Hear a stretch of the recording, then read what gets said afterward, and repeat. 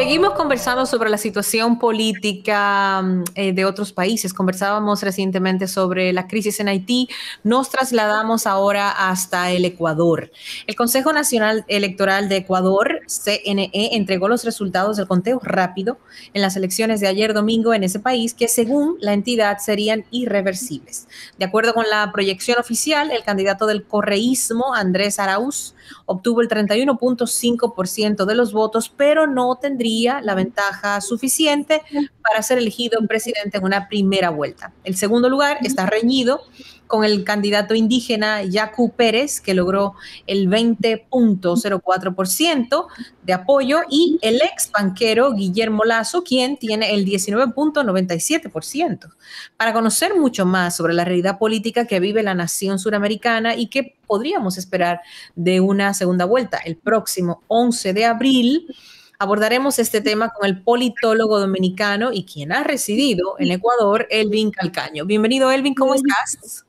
Hola, hola, ¿cómo están? Muchas gracias por la invitación siempre. Un saludo, Edwin. Elvin. Edwin es el que tiene arriba. Bueno, hablemos un poquito de Ecuador. ¿Ganó la gente de Correa? Sí, bueno, ganó, pero es un triunfo agridulce para el correísmo, porque la expectativa era que ganaran en primera vuelta. Las encuestas de la semana pasada. ¿Qué porcentaje se requiere? 40%, mínimo un 40% y una distancia de 10% con el segundo. Entonces la distancia sí se tenía del 10%. Claro, pero no, se llegó al 40%. No la cantidad. Claro, entonces sí es un poco agridulce en el sentido de que hasta la semana pasada las encuestas que se manejaban lo ponían entre 42 y 45%, finalmente sacó 32%. Entonces, claro, hay una señal ahí de si o bien fue que cayó o bien nunca estuvo tan alto como lo ponían esas encuestas. La sorpresa fue que Yacu Pérez, que es el candidato de la CONAIE tiene un brazo político que se llama Pachacutic. La CONAIE es la Confederación de Nacionales Indígenas en Ecuador, que se fundó en las movilizaciones indígenas de 1990. Entonces, Yacu Pérez, este candidato, parece que tiene grandes posibilidades de entrar a la segunda vuelta porque está en el segundo lugar con 19.80%. Tercer lugar queda Guillermo Lasso, que es el candidato de la derecha tradicional, conservadora. Él es un banquero, el dueño del segundo banco más grande de Ecuador, que se llama Banco de Guayaquil. Y él está en tercer lugar con 19.65%, según lo último que vi hace ya unos minutos. Pero bueno, hay una situación de ese tipo y ahora están reclamando fraude, ¿no? Que ya es una moda en la política mundial, ¿no? De reclamar fraude. Y Yacu Pérez dice que se está fraguando un fraude para que él no llegue a segunda vuelta y ha pedido un reconteo. Y parece que por lo menos se necesitará unas 2 o 3 semanas para que finalmente se sepa quién va a pasar a la segunda vuelta. Ya no hay dudas de que a primera vuelta pasa Andrés Arauz, que es un economista joven. Yo lo conozco porque he trabajado con él allí en Ecuador. Yo trabajé en una universidad que creó él cuando era ministro de Correa de Educación Superior. Y entonces no es un tipo joven, cumplió 36 años el sábado, economista, matemático, estudió en Michigan, en Estados Unidos y en Rusia, y tiene una gran preparación académica, pero la realidad es que en la medida de quién sea su rival en segunda vuelta, podríamos hablar de que pueda volver el correísmo a gobernar Ecuador o que no. Exacto, hay que ver quién pasa del otro lado a la segunda vuelta. Acompaña a Arauz, un periodista, si mal no recuerdo, sí, como candidato vicepresidencial. Ahora, esto demuestra lo polarizada que está la situación. Yo veía ayer la última arenga, el último llamado que hacía Correa en un video. Ya sabemos que Correa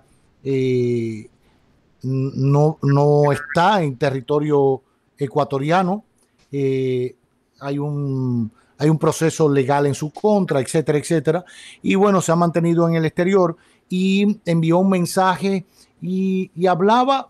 Hay que recordar también, para que estemos claros, porque a veces se nos olvidan ciertas cosas, que Moreno, el actual presidente ecuatoriano, fue sugerido por el propio Correa para sustituirlo por el partido, el movimiento que lideraba Correa, el ex presidente ecuatoriano. Sin embargo, lo llaman traidor a Lenín Moreno, porque lo primero que hizo fue perseguir a Correa, fue cambiar muchas de las cosas, cuestionar, acusarlo de corrupción, de esto, de lo otro, de su propio partido. Quizás a usted le suene como algo cercano eso, ¿no? En el PLDismo acá, en la cosa, la cumbancha de aquí, Leonel, Danilo, para que sepan que esto no es solo que se fragua aquí en la República Dominicana, también allí. Y bueno, ahí por supuesto eso cambió un poquito la tendencia. Correa hacía referencia al empresariado, cómo se había volcado para con otra perspectiva arropar a Lenín Moreno, más de derecha. También le ha tocado vivir un momento difícil, como al resto de los países, a Lenín Moreno. Y habla de que si llegamos a este punto y hay una segunda vuelta, no hay como una conciencia muy clara de lo que es el famoso socialismo del siglo XXI que profesaba o promulgaba Correa, que por cierto me llamó la atención, no habló del socialismo del siglo XXI en su arenga, ni mencionó eso. Sí citó a canciones de Marilena Walsh y citó a León Gieco y todo, pero por supuesto con el discurso aguerrido. Digo esto porque si hubiese un convencimiento de que todo lo que hizo Lenin había estado mal, olvidémonos de elecciones, de fraudes y cosas, si todo lo que había hecho Lenin estaba mal, era muy fácil, o sea, tener una mayoría suficiente, más del 10% de diferencia entre uno y el otro y más del 40%, porque la gente volvía, porque extrañaba aquello, pero no ha sido así. ¿No es eso preocupante para el correísmo, para la tendencia del partido de Correa? Sí, a ver, yo creo que primero habría que fijar que el correísmo ganó las elecciones, no las ganó como se esperaba, pero ganó las elecciones. El correísmo en Ecuador representa una memoria histórica, que fueron los 10 años que gobernó Correa del 2007 al 2017, donde, por ejemplo, la economía ecuatoriana durante esos 10 años se duplicó en comparación con lo que había sido la economía anteriormente. Hubo unos avances en términos de educación, en términos de vialidad, unos avances increíbles. Y ese periodo de Correa tenía un vínculo histórico que era con los gobiernos de izquierda que hubo en Ecuador luego de la dictadura de los años 70. Y eso de alguna manera también le daba un discurso, le daba un imaginario muy importante. Pero la forma en que Correa tuvo que salir del poder en el 2016, cuando anunció que no iba a ser candidato y ponía a Lenín Moreno ya un personaje dudoso para muchísima gente desde aquel tiempo, porque no había venido de una militancia histórica como partido, sino que había acompañado a Correa porque de alguna manera equilibraba la personalidad de Correa, muy combativa, muy de discursos duros, y Lenín Moreno una persona moderada, tranquila, y se entendió en aquel momento que un perfil de esas características garantizaba más un triunfo que uno que pudiera ceder como una continuidad de Correa, y por eso se puso a Lenín Moreno. Uno de los temas que más se ha señalado al correísmo a lo largo de los últimos años de su gobierno, sobre todo el periodo del 2013 al 2017, es el tema de la corrupción, vinculado a las grandes obras que se desarrollaron en hidroeléctricas, en carreteras, que tienen señalamientos de despilfarros, señalamientos de sobreprecio. Ese imaginario de la corrupción, ¿no? Los medios de comunicación han logrado que el correísmo, fijemos lo que pasó, el 54% de ganar en el 2017 con el 51%, y ahora con un 32% en primera vuelta. Entonces hay un desgaste histórico, pero todavía el correísmo, sobre todo en la región de la costa ecuatoriana, provincias de Manabí, provincia de Guayas, el Río, es una fuerza política increíble. Allí sacó en Manabí, que es la tercera provincia, mayor población de Ecuador, es el 53%.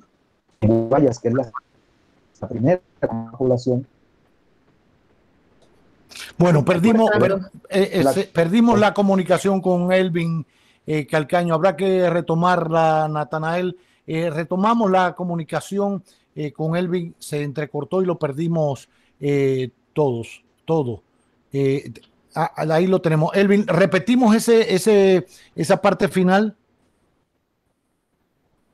Sí, decía que el correísmo, lo que es en la costa ecuatoriana y en provincias como Guayas, Manabí, que son dos de las tres más pobladas de Ecuador, ayer tuvo más del 50% del voto, ¿no? Y que el correísmo, si bien tiene esta vinculación, que es una construcción mediática, en mi opinión, mayormente, de esa vinculación con la corrupción, sí todavía tiene unas bases electorales muy fuertes.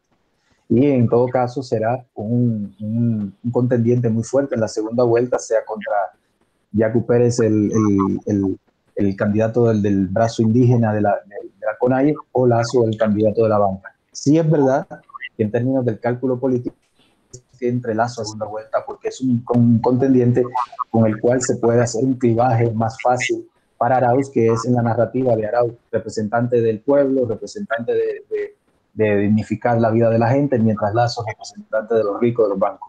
En Ecuador hay que tener en cuenta con este cierre que es un punto que hace Ecuador muy particular y América Latina muy parecido a Argentina. Es el tema que en Ecuador hay mucho rechazo a la banca. En Ecuador el imaginario de ser un banquero, de ser el dueño de un banco, genera mucho rechazo popular porque tiene una vinculación histórica con el año 99, cuando ocurrió el famoso frío bancario argentino, donde tuvieron que emigrar a la crisis financiera ecuatoriana de su país. Y entonces el hecho de que el otro candidato sea banquero para el correísmo una mayor posibilidad. Se nos está cortando otra vez la transmisión con Elvin Calcaño. Bueno, igual le agradecemos su participación y esperar entonces a que el próximo 11 de abril el pueblo de Ecuador diga cuál es la decisión, hacia qué rumbo quiere encauzar. Elvin, muchísimas gracias. Hemos conversado con el politólogo dominicano Elvin Calcaño, quien también ha residido en Ecuador, pero que ahora mismo está desde España. Quizás esa sea la razón de que en algunos momentos se nos vaya la señal. Elvin, nuevamente, muchísimas gracias.